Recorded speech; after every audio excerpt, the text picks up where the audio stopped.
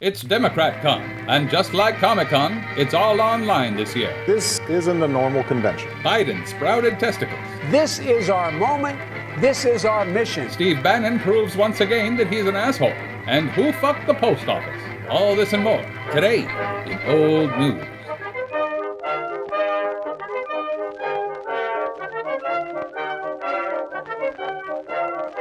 It seems like every time working people believe in a Donald Trump promise, they wind up getting screwed. There's no remote learning, no virtual doctor's appointments, and just try starting a small business. When Joe Biden rebuilds our middle class, he won't leave anyone behind. His plan, more capital for Black entrepreneurs. Even when our leaders let us down, America kept looking out for each other. We need a plan to get the economy going again. The Democratic National Convention. Delaware passes. The time when all the blue people come together to decide who they'll be making fun of for the next 4 years. Joe Biden honors our service, and we trust him to support our community. As vice president, he helped expand rural infrastructure to communities like ours. When my daughter was murdered, Joe Biden had a plan to help new farmers get a good start. I.O. this isn't a normal convention. You can say that again. They couldn't quite figure out what to do with themselves. Our next president, Joe Biden.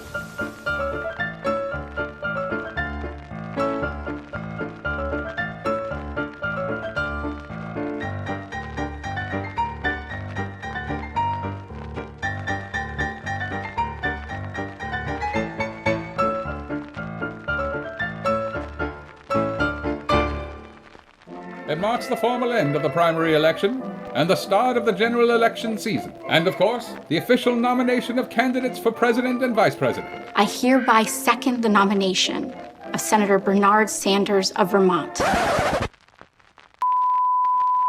Don't worry, that was supposed to happen. Convention rules require roll call and nominations for every candidate that passes the delegate threshold. Maryland The home of Frederick Douglass. cast 1 vote for Bernie Sanders and 119 votes for our next president, Joe Biden.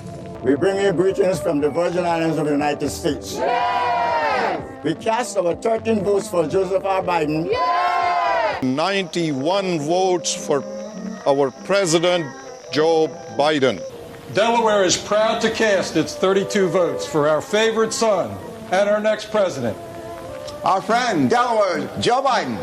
Biden obviously got a new speechwriter. We have a great purpose as a nation to open the doors of opportunity to all Americans, to save our democracy, to be a light to the world once again. And practice that shit like he was auditioning for the Music Man. This is our moment. This is our mission. And this is a battle we will win, and we'll do it together. And he nailed it. So it's with great honor and humility, I accept this nomination for President of the United States of America. Democrats and Republicans alike have said it's the first presidential speech we've heard since 2016. While I'll be a Democratic candidate, I will be an American president. I'll work hard for those who didn't support me, as hard for them as I did for those who did vote for me. And most importantly, he didn't fuck anything up. Which for Biden, well, you know. We hold these truths to be self-evident. All men and women created by you know the thing. Just about everybody praised Biden for his speech. Joe Biden just hit a home run in the bottom of the ninth. His eloquence, positive message, and sense of unity. It was a good speech. I'll give him that. He portrayed himself as a unifier who would bring the country together. Just about everybody.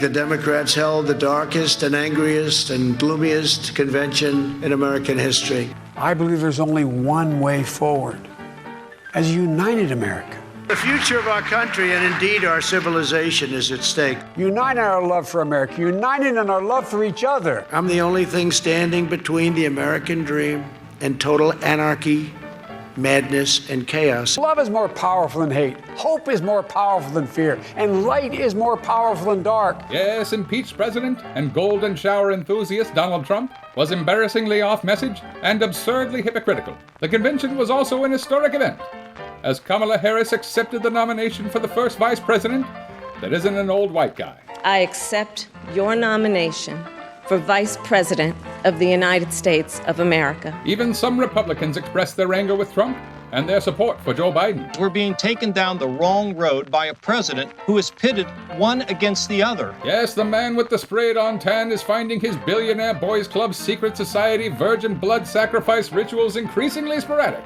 As it's rightfully being discovered, everybody hates Trump. The Senate Intelligence Committee released the most damning and thorough examination so far into how Russia interfered with the 2016 presidential election. The Trump campaign encouraged Russian interference. The president lied to Robert Mueller about his contacts with Roger Stone. His campaign chairman did collude with the Russians, and the president's affection for Vladimir Putin goes way back. This is a report from a Republican-led Senate Intelligence Committee, and it's about twice the length of the Mueller report. The bipartisan investigation comes as the intelligence community warns that Russia is again seeking to interfere with the U.S. election, as is evidenced in this official Laguna Beach Antifa Twitter account, who was revealed to be a Russian bot that doesn't know how to internet. Then he went on to say he'll seek a third term because if they spied on my campaign, we should get a redo of 4 years. Yes, 12 years of Donald Trump. Could you just imagine how great America would be in 2028? Holy shit. God bless America. But the talk of the town is voter suppression by shutting down the post office. Because we weren't looking enough like a third world country. But we're hearing tales of a backup group of postal workers ready to take on the job.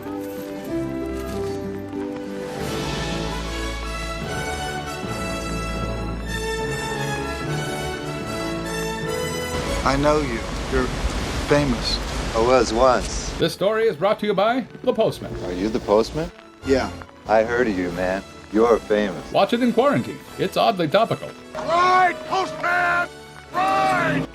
Big blue mailboxes and mail sorting machines are being removed all over the country. Here's a map showing the areas where mailboxes are being removed. And just for funsies, let's overlay the areas that favored Hillary Clinton in 2016. Why, they're the same areas. That's odd. Folks are buying stamps and postage en masse in a community attempt to try to save the post office. It makes no sense to remove processing equipment or limit or reduce transportation or reduce necessary work hours before the peak mailing of a national election in the middle of a pandemic. Protesters have been swarming the new Postmaster General and actual walking penis Louis DeJoy's condo, and at least 20 state attorneys general have filed lawsuits against potential mail delays. And the Democrats are urging the FBI to open a criminal inquiry into the Postmaster General, or as we call him, the notorious PMG, who took office 2 months ago with no prior post office experience and has significant investments in companies that compete with the Postal Service. Mr. DeJoy, your decisions have cost Americans their health, their time, their livelihoods, and their peace of mind. Since 2016, Mr. DeJoy has also donated $1.2 million to President Trump's campaign of weapons-grade nonsense. But why are they doing all of this? The Postal Service is a joke. Every time they bring a package, they lose money on it. The post office should raise the price of a package by approximately 4 times. If they raise the price 400%, guess who will pay that? You will. The customer. They'll charge you even more. The only thing keeping prices reasonable right now is, that's right, the post office. This isn't new. For many years, Republicans have been trying to privatize the mail, which would cost the consumer a fuck of a lot more money. Rural communities and out-of-the-way homes are not profitable to ship to. So in a private system, they just won't. Congress has the power to establish post offices. It doesn't have to, and it doesn't have to deliver mail to all of America. Who says there needs to be universal service? If I live way out in the boondocks, I can get email. I hope that prescription comes online, because the post office delivered 1.2 billion prescriptions last year. Well, you might be able to buy medicine online. You can't actually download medicine from the internet. Sure you can. It's easy. All you need is a multi-elemental molecular 3D printer. But if you don't have access to any as-yet uninvented nanotechnology, I guess you must not really need those heart pills. Also, 42 million people lack access to broadband internet. And guess what? It's a lot of the same people. For many in rural areas, the post office is their only connection to the outside world. But why is the post office losing so much money? Let's find out. As you walked around town in the last few weeks, if you live in a liberal area, you may have noticed the big blue mailboxes going away. You may ask, why is this? The post office is losing billions of dollars, and the taxpayers are paying for that money. Yes, the post office, which used to make a pretty tidy profit, has been hemorrhaging money for over a decade. You may say, isn't it a bonus for a government service to turn a profit? Well, let's just not talk about that. Could it be what the president is saying? The Postal Service is a joke. Is it just stupid? Why did it used to make money, but now it doesn't? It's actually because of a sabotage law called the Postal Accountability and Enhancement Act, signed into law by former president and squinting champion of Amarillo, George W. Bush, who was, at the time, the worst president we'd ever seen. But compared to the current president, he looks like an angel. A very stupid angel. This law forced the post office to prepay 50 years of healthcare benefits for its retirees, starting with putting aside over $5 billion every year for 10 years. So when you see those billions of dollars a year that it's losing, $5 billion of that is just being set aside for when people retire in 2070. Yoo-hoo! I'm home! The law also put price caps on products and services.